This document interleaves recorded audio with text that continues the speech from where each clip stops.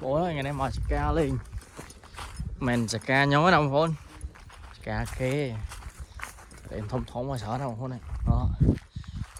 đây là nút nào từ đấy nào không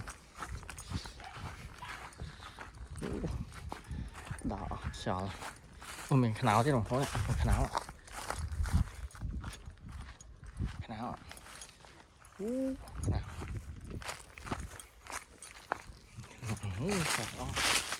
khảo luôn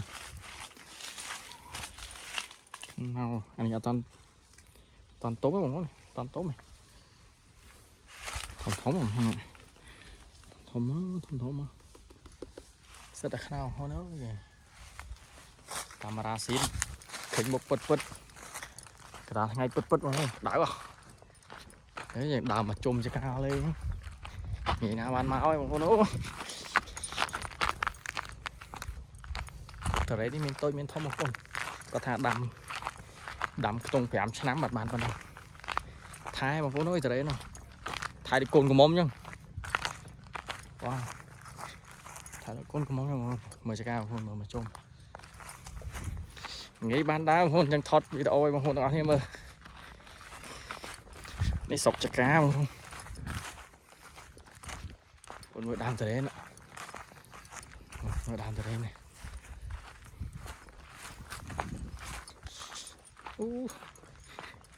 chạy xuống ngày trẻ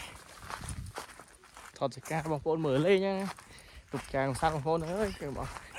chui sạch đông này chẳng này chừng vừa chụp bảo lỗ chạy sập một cái giấy bằng phôn